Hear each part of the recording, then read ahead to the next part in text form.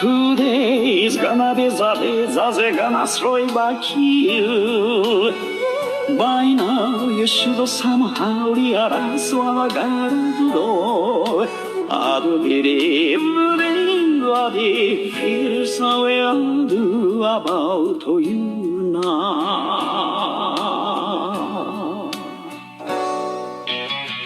Backleys our these on the street as a fire and your heart is out.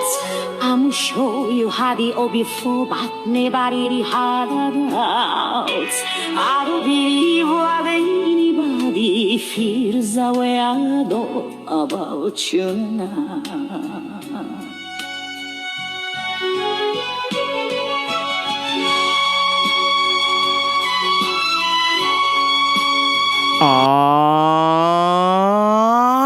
What's up, everybody? Welcome to Rambo Per Radio. I am your host, Jen T. Twitter and Instagram at Jen T523, but nobody cares. It's all about YouTube, Jen T TV.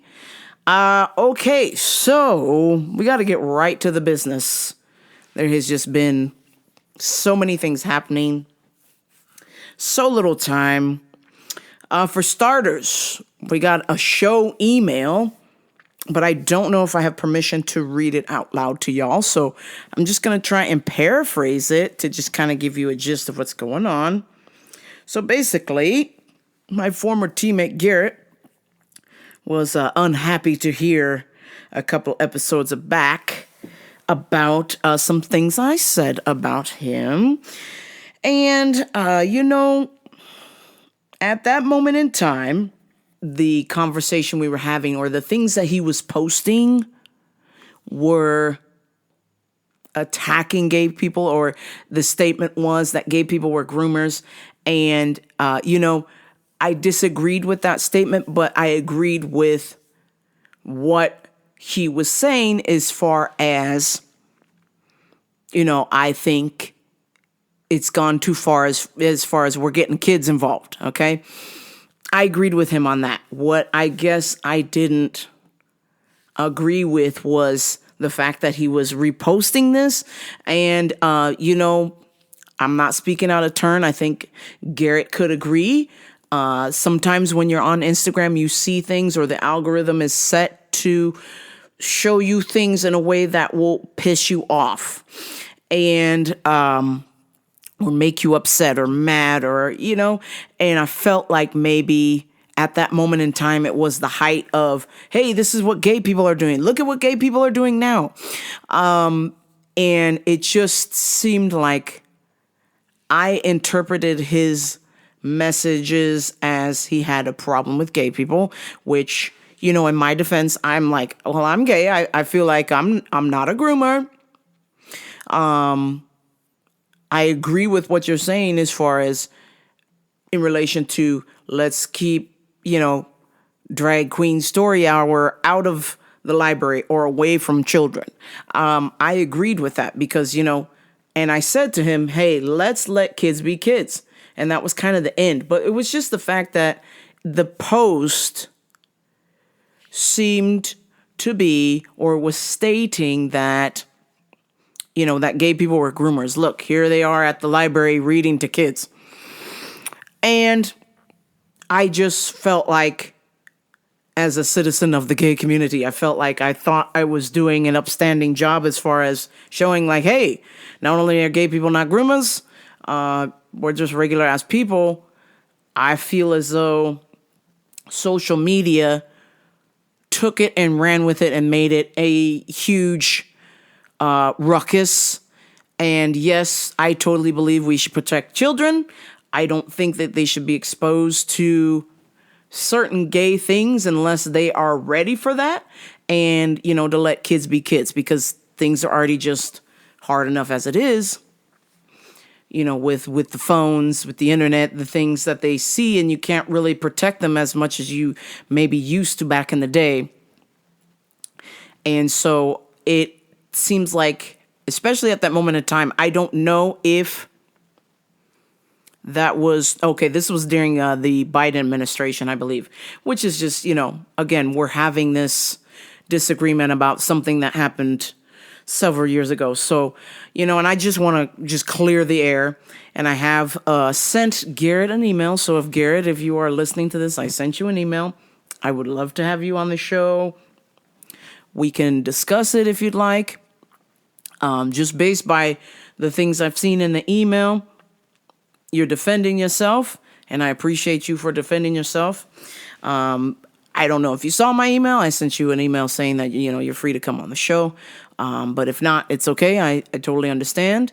I'm not going to read the complete details of your email because I'm not sure that it's meant for public consumption. But I'll just say this. He did mention that, because I thought he blocked me on Instagram. And he did state that he is just banned off of the Instagram, because things happened. He did say, because I did make a comment that he did vote for Trump, and that was, he did clear up that he did not vote for him the second time, but he did say, fuck Trump, obviously, for going way too hard on deportations and continuing the progression of authoritarian takeover of America and causing more war and genocide, which I couldn't agree with you more. People out there thought because of the situation with Biden and Kamala Harris, there was, more censorship coming and things like that. And so I feel like America as a whole, and I hope I'm not stepping out of turn when I say this, I felt as though America voted for Trump the second time because they were thinking, hey, this is going to mean more freedom, less censorship of speech, the trans thing's getting out of control. And, not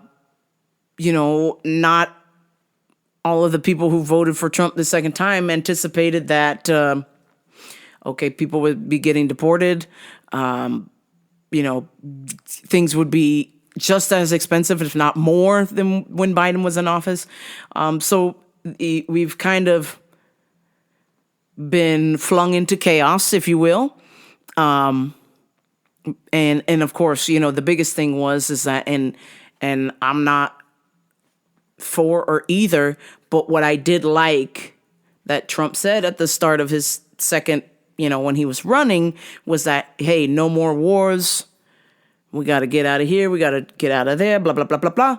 And then now since this, has happened, which, I don't know if things are planned or what's going on, but this is why I don't talk politics, because I just really don't know. I'm just guessing.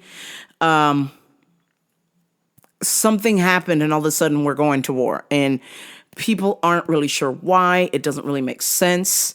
And innocent people are getting hurt, which it's just one of these things. Innocent people are always going to get hurt. There's always going to be someone who has nothing to do with the situation getting involved and, being killed or being, just parts blown to bits, the whole nine, just stuff you don't want to see.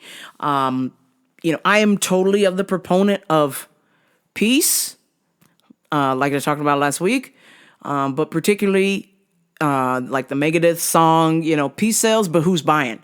And it's unfortunate the state of affairs, and I would have wished that if there was anything Trump would have stuck to his word on was not going to war. But it's, I don't know if it's beyond his control or what's going on. So, okay. So he says, I don't check my email. Sorry. I thought I hated you or something, or I just had a feeling right now and like I made the pod and had to check it out. Peace and love. Okay. Yeah. I hated to see how you perceived me and not what I was trying to put out. You know what? And it totally sucks because, when emotions get behind the things you see, you can assume things or you can make judgments and you can be incorrect. So I want to just state that clearly right now that based on the things that I saw on Garrett's Instagram before he got booted off.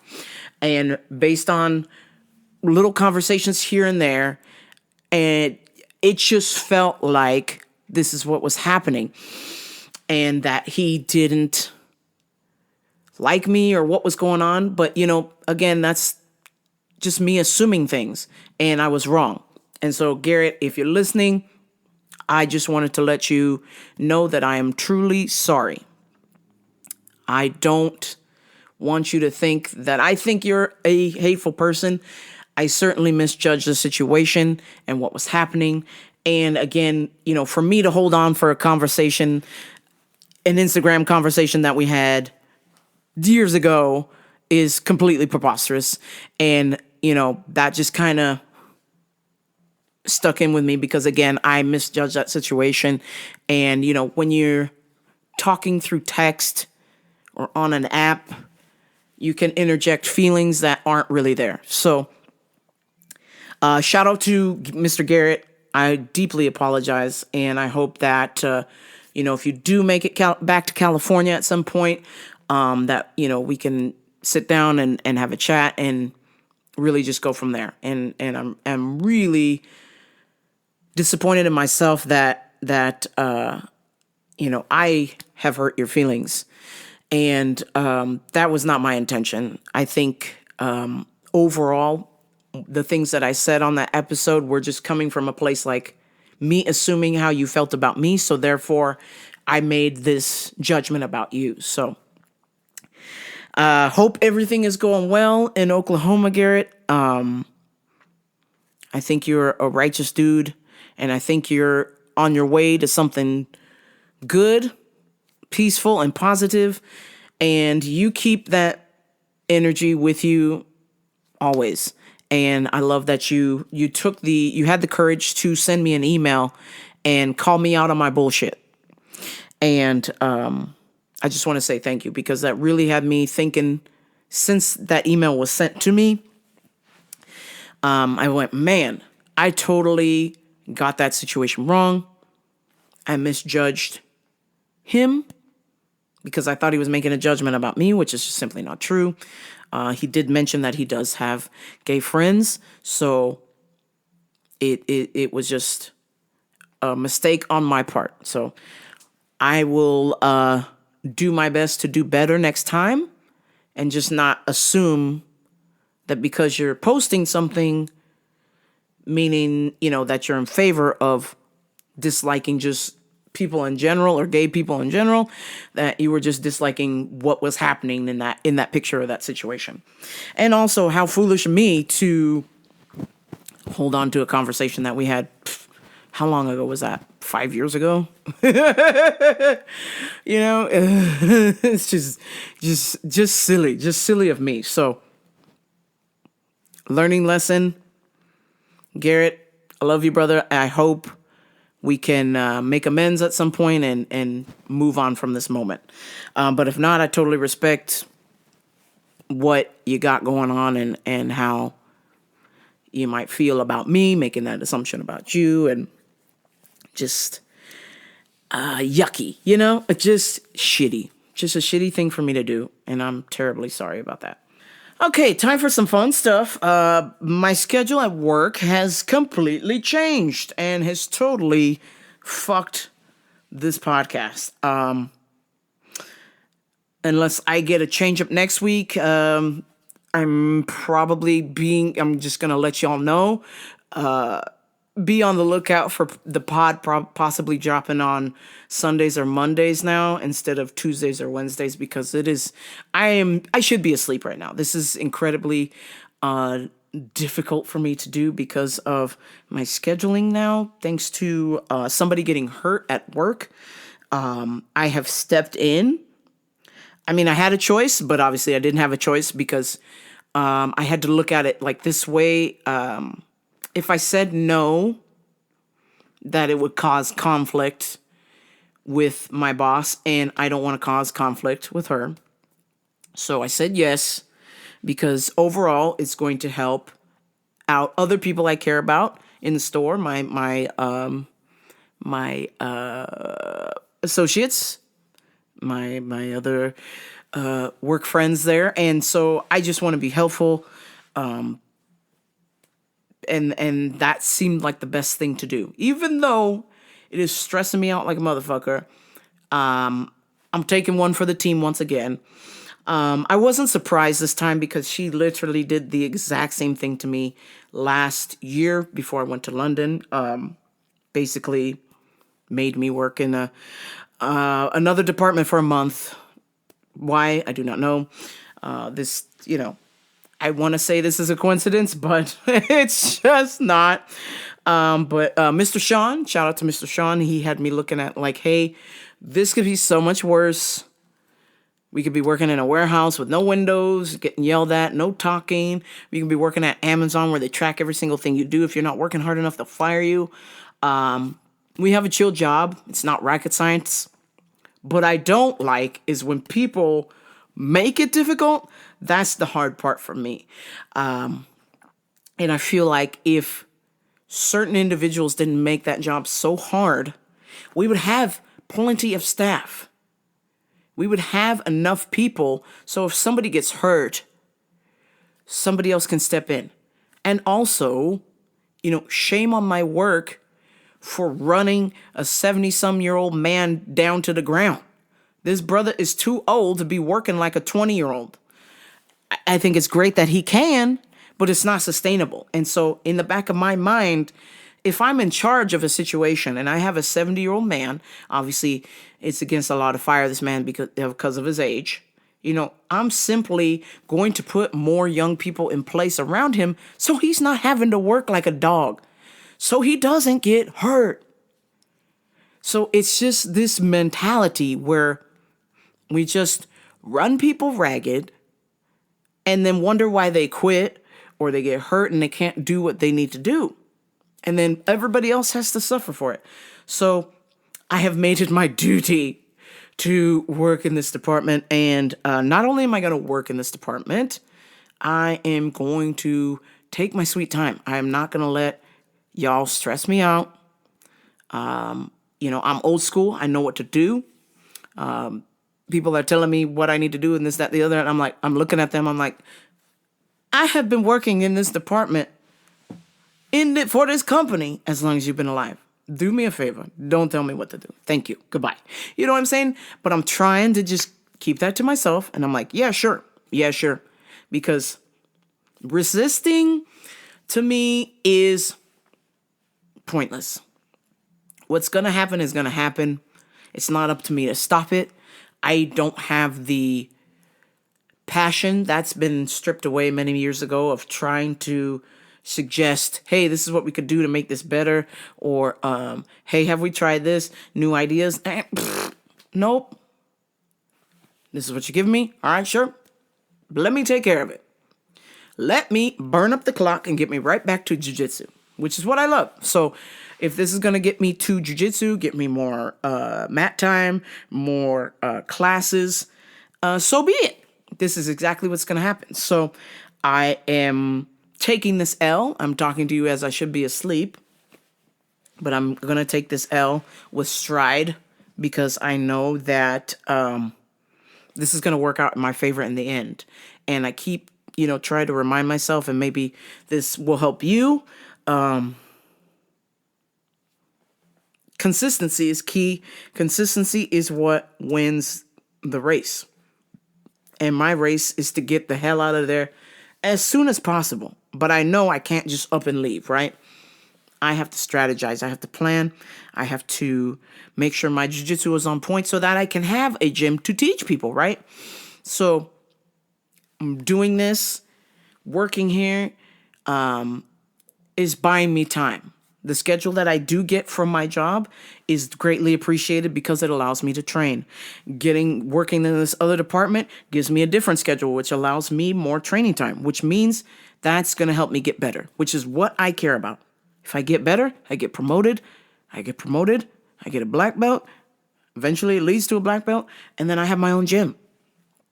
And that's the goal. That's where I am headed. And I am willing to do anything to get me there. So if that means I got to work in some department I don't want to work in, I want to do it. Now, am I going to work the pace that they would like me to work? Absolutely not. My goodness. You might want to add a 2 and a 0 to my paycheck if you want me to work as fast as that brother who got hurt did, because I'm not doing it. There is no point for me to push myself. If you want fast work, put more bodies there. It's pretty simple. But I understand what's happening is the company is financially struggling based on just bad decisions. And so my hope is that enough people are prepared for when that place goes bye-bye, because you're never going to find another place like it, I promise you. For the most part, we have fun. I get to tech deck as much as possible. Though my boss did see me today and she was not happy. But it wasn't that long. It was, somebody stacked 3 pill bottles. They wanted to see how high I could ollie. And if somebody's going to challenge me, I'm going to show you I can ollie 3 vitamin bottles high. Okay? There was no customers in the store. Okay, so don't worry about it. Anyhow, yeah, so I'm just trying to take this position with stride and hope it's over as soon as possible. But in the meantime, while I have it, it allows me to train more. And that's really what I need, is to be training way more. Because for the majority of my 6 years of training, I miss technique. I probably get 1 to 2 days a week of technique. So I've just been rolling around for 6 years, watching YouTube, desperately trying to figure it out, asking people questions.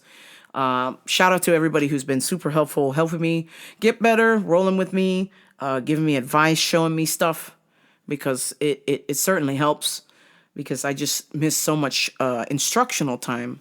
I get roll time, but I miss so much instructional time that I am desperately behind. I'm seeing, and I know it's our own journey at our own pace, and you shouldn't compare yourself to somebody, but I'm seeing people that I've beat in tournament in the past get their brown belts. They are promoted. And then, I started to beat myself up about it. And then I went, wait a minute.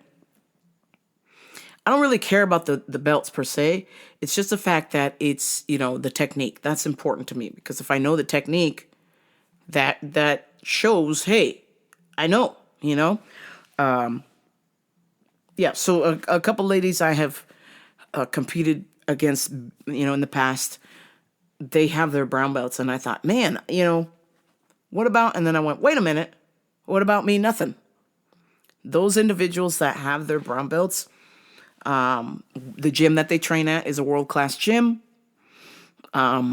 This other individual, her husband is a brown belt or a black belt, so she's getting training on the mat and off the mat, so she's got an advantage there. So I'm like, damn, okay, so I can't really beat myself up, because I'm doing the best that I can with what I got. So I know that it's frustrating for some people, and I'm really just trying to figure it out, because, the biggest thing is my coach wants me to roll more. And to me, I'm not used to asking people to roll. I'm used to people just coming up to me and telling me. But as the gym changed, and as a lot of my friends have left and teammates have left, the room changed. And so I guess in a roundabout way, I'm considered an upper belt. I wouldn't say that I am, but I guess I'm considered an upper belt according to my coach. And I'm supposed to ask people. So I'm trying to get better about asking people, because it feels weird to me, because I've just come up in that gym as the person who was always asked. So now I got to do the asking. And, I asked some of my teammates what they thought about that. And they said, absolutely. You're an upper belt. You need to ask. And I was like, well, damn. I have no excuse. So I'm trying to get better about asking. And, if somebody says no, they say no. If they say yes, great. Let's get to rolling. So I think the hardest part is just getting over the mental obstacles in my mind. And, me really needing to show, like, hey, show my coach, like, hey, I'm taking this seriously. I know I told you that belts don't really matter to me, but I'm trying to get this technique I'm trying to roll with as many people as possible. There. So it's a lot of work. It's a lot of patience. And I'm learning day by day. And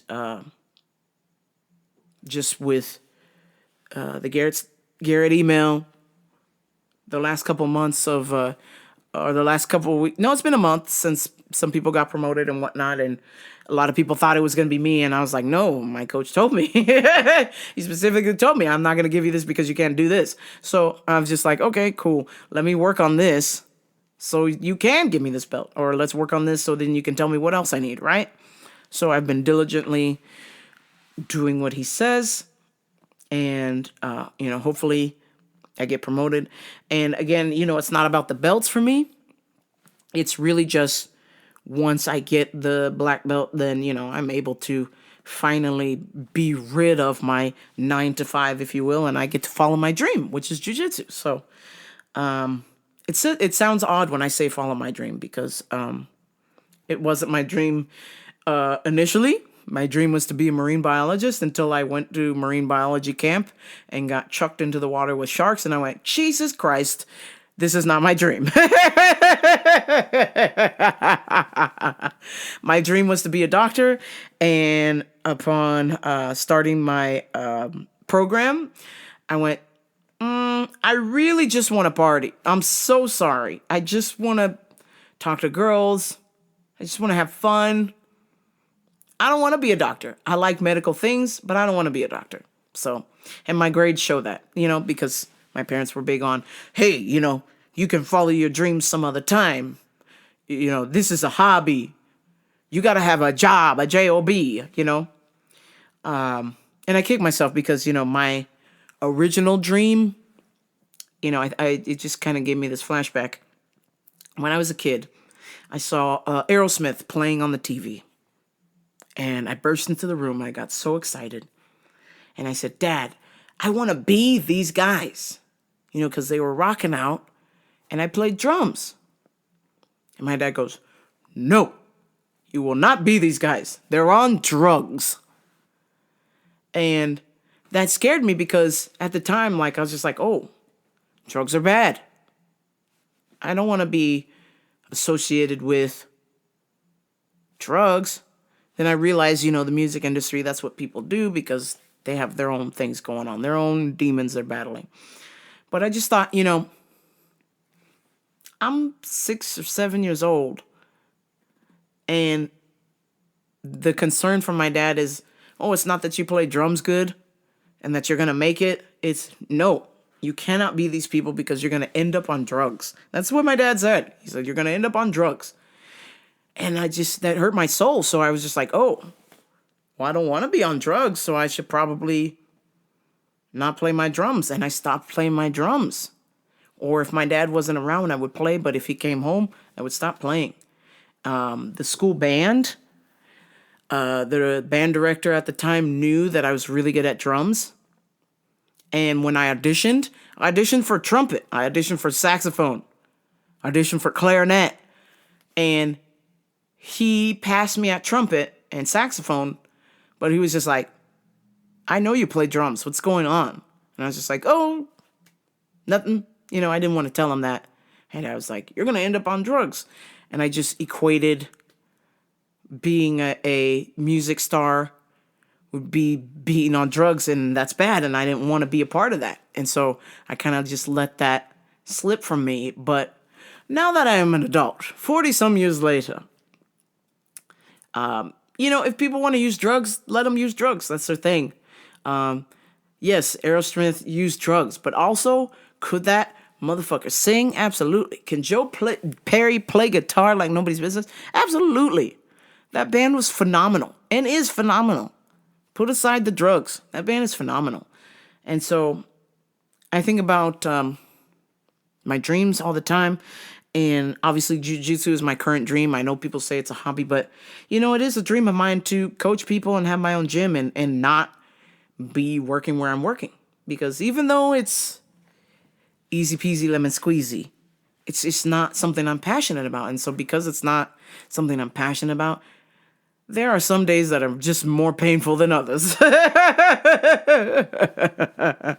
And as each day gets closer and closer to me getting a brown belt or me getting my black belt eventually, the days just seem more painful. I don't know what it is. It's just the level of stupidity because I have to hear things or listen to people who aren't very passionate about that business either, or don't know what they're doing. And so it makes it incredibly difficult. So it's just like, God, fuck. I gotta get out of here. Damn. Man. If there's any lesson that can be learned, follow your dreams, whatever they may be. If you have a hobby, maybe it's your dream. Who knows? But I think at the end of the day, I really think people should be on the biggest pursuit of happiness as possible. Obviously, happiness is not sustainable, but you can be content. That I know you can be. And yeah, I'm sending you the gift of content, and I hope that you hold that tight this week. And you just learn to fly. Learn to fly with content, because happiness, again, it isn't sustainable. We can be happy, and then I'm only happy when it rains. You know, it could start raining, okay? Doom and gloom, if you will.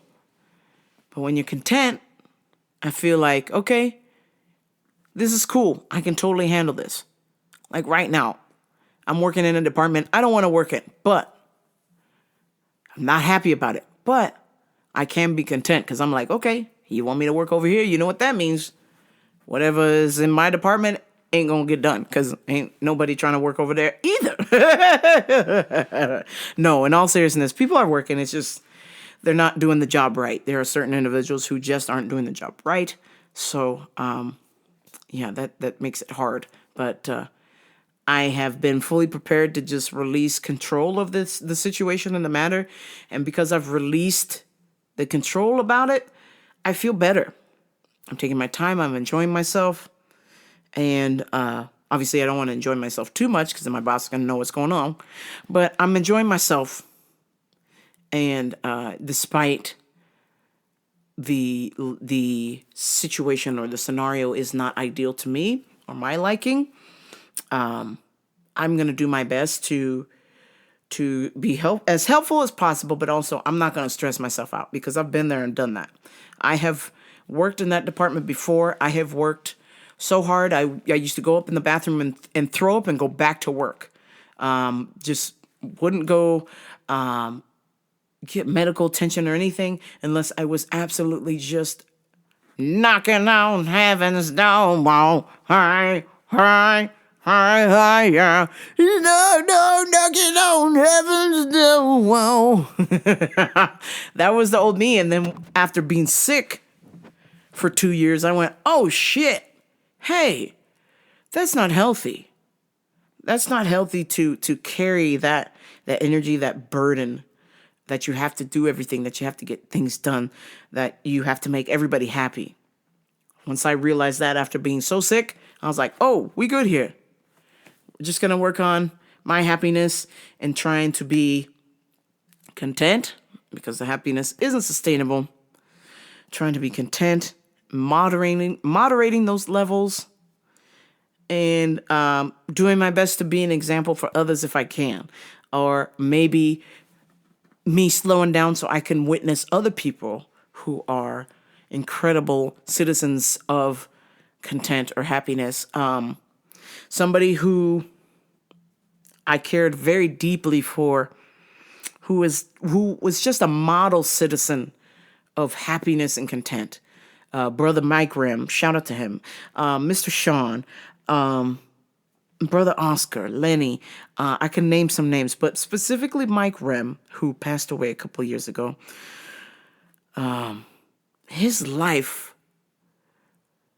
came from a good home, wound up in the streets, joined a gang, got in some trouble, and then found the Lord. And when he found the Lord, like, everything changed for him. There was nothing you could do to this man to shake him. I mean, we literally had a coworker fake a sexual harassment claim about this man, and it was just simply not true. The nicest guy. And still, he was like, hey, I'm going to pray for that lady. Customers say disrespectful things, try to spit on him, try to punch him. And he has just kept his cool the entire time. Always kept his cool. And even when he started to lose it, he would bring it right back down. And I'm just like, man, we don't deserve a guy like that around.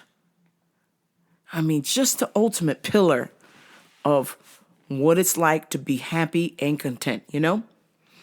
And unfortunately, he lost his battle with cancer. But, you know, anytime I had a customer that was just absolutely terrible or just having a bad moment, he would say something that would cheer me up, cheer the staff up.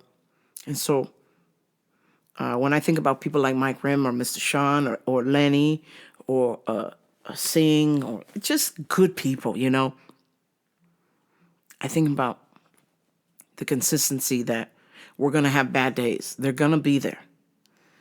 But at the end of the day, it's our choice. We can choose happiness. And yes, happiness isn't sustainable. I get it. But you can certainly choose to be content. And so that's what I'm going to do. I'm going to choose to be content. Okay. Linked up with some friends from England this weekend, and it was so good to see them. I just wish, you know, there was more time. They were here for 2 weeks, and then, you know, you got to go back. Man, if I could have gone back with them, I wanted to. I really I miss it so much. I can't wait to go. I'm praying that, my friend will want to go to Scotland or, you know, someplace, go back to England or something, because it's just amazing. Even though I know England is in complete and utter turmoil right now, for some reason they call it the London banana. There's a literal circle on the map that is in the shape of a banana. That is where peace resides, good food, good people, multicultural people enjoying themselves, no drama, no fighting, nothing, just peace, right? They call it the London banana. This is an area where you are least likely to get stabbed or you might get robbed, but you're least likely to get stabbed or shot. So I'm desperately trying to get back to that London banana because, oh my God, it was amazing. So amazing. Occasionally, I don't fully click on them, but I kind of just scroll by every other day on all my pictures from my trip, and I go, God damn, I had a good time. Jesus, man. I wish people could vacation like that. You know, if you've never been, please go. And if you've been to London, how about, you know, Spain, or how about Denmark or Norway or Finland, something, you know, any place but Belgium. I'm sorry. I just recently saw a video on Belgium, and that place is a mess. Whew. People peeing, whipping their dicks out, peeing in public, drug dealing. Good God, it's bad. It's really fucking bad. I feel bad for the people in Belgium right now. You know, I can say that after they did beat our team, but they were the better team. Let's just keep it real. USA World Cup, they fucking shit the bed that game. I kept telling everybody, I said, these guys need to play the game of their life. And they fucking shit the bed, Jack. But, you know, it was either shit the bed against Belgium or shit the bed against Spain. So I get it. Let's take the ass whooping from the early ass whooping rather than the later. You know what I'm saying? So anyhow, yeah, I'm digging. Shout out to Dino and Laura. Hopefully I'll get to see them when they come back in December and hang out. Let's see what else. 4th of July, I have all of my appendages. My hands haven't been blown off. We're good. Had a great time. Good to see family. Though I can say there was a little bit of an incident. I don't know what was going on with this guy, but his energy, he was riding around on a four-wheeler, on a quad, shooting off fireworks, one of the neighbors, right? But he just kept doing laps around the neighborhood and just at excessive speeds, and the energy just didn't seem right. And then we're all sitting there outside in the garage watching all the fireworks. And then old boy on the ATV comes up on my uncle's grass. And my uncle's like, hey, get the fuck out of here. I'm going to call the police. It's just like, I don't understand if this person was an adult, a child. But it's just like, be respectful. First off, the energy you're bringing into the neighborhood. He's racing around, going up and down the street, shooting off fireworks. One of those fireworks where he's shooting, he could potentially, crash his ATV and it, falls up and shoots firework into somebody's garage or their house or something. It just wasn't safe. It just didn't seem safe. So, that kind of energy just felt off. And then on top of that, my uncle was just like, hey, what the hell? Because we had the kids out in the front yard. And I would say if you're a child under the age of 4, you're not going to possess the knowledge to know what to do when a speeding quad is coming at you, let alone a speeding quad with fireworks. You know what I'm saying? So he could have hurt some of the kids there. So my uncle wasn't happy. I wasn't happy. My cousins weren't happy. It was just... And he was getting ready to tell him something. I was just like, you know what, uncle? Like, just let it go. Just let it go. Because what is this going to accomplish? Now you're going to have beef with your neighbor. He probably going to come and do donuts on your lawn now because you called the cops on him. Because they're not going to arrest him. So what's the point, So I was just like, we'll just keep our good karma and keep the kids safe. And, if all else fails, we'll just... park our, my uncle has a big old truck. He just park his truck on the sidewalk. Just block his ass. But for the most part, safe and happy and healthy 4th of July. I hope you did. And, okay. It's time for the big UFC fights this weekend. Brother Cooney McGruby is back. Conor McGregor is back. Fighting Max Bless Holloway. This is a huge fight. And so, if this fight wasn't happening, I'm just telling you right now, I wasn't planning on podcasting, to be honest with you. I just had so many things going on. My schedule is completely fucked. So, but I'm doing the best I can for y'all because I love y'all and I love podcasting. So here we go. So, UFC fights Saturday, July the 11th. If you don't even watch UFC, this is probably the one you would want to watch. If you didn't watch UFC before and you watched the White House card, this is the next card you should watch and then probably never again till Christmas, right? So I've got Alessandro Costa, Brian Gondria, Farid Basharat, Cesar Almeida, Tracy Olamami Cortez, Luke Riley, Adrian Yanez, Gable Stevenson, Robert Whittaker, Bobby Knuckles, way down from down under. King Green, excuse me. He's Bobby Green to me. King Green, get out of here. Loner Kavanaugh, Corey Sandhagen. Paddy Pimblett has a mountain to climb, but I believe he can get this done as long as he stays patient. If this man, Benoit Saint-Denis, is able to get his hands on him, he's going to probably put Paddy to sleep. So, a word of caution, bet cautiously on that fight because I'm sure Benoit Saint-Denis should be favored after Paddy's last fight because Paddy didn't look very good. He looked terrible. Striking is sus. I'm praying to God that maybe he can pretend to strike him and just take him down. I know Paddy's jiu-jitsu is better for sure. And then finally, Conor McGregor versus Max Bless Holloway. I'm taking Max Bless Holloway. Now, I say this with a grain of salt because other than Max being the active fighter, this is not Max's normal weight. This is Conor's normal weight. Conor hasn't won a fight since 2020, so I'm just like, ring rust is a motherfucker. It's real. So I'm just thinking, I'm just going to take the active fighter, Max Holloway, because that just makes sense to me. But, the first round, if Max doesn't get out, he's going to get knocked out. Straight up. If he doesn't survive that first round, Max is going to go to sleep. So I'm praying that Max will get a decision win. If Conor does take him down, that he gets right back up, because Conor's jiu-jitsu is trash. So I know Conor's going to try and get a knockout. So if that helps, maybe Max slips the knockout punch and throws one of his own. We shall see. Can't predict these things. We're just guessing here because it hasn't happened. But I can say that the cards are not looking good for Max. Other than ring rust, this is Conor's weight. Conor's been known to finish people in round 1 or round 2. Last time they fought, they went to round 3. It was a decision and Conor won. I don't think there will be a decision this time. Somebody's getting knocked the fuck out. Okay, folks, that is going to do it from me. Thank you so much for tuning in. I will talk to y'all next week, but until next time, this is Rambo for Radio. I'm out. Peace.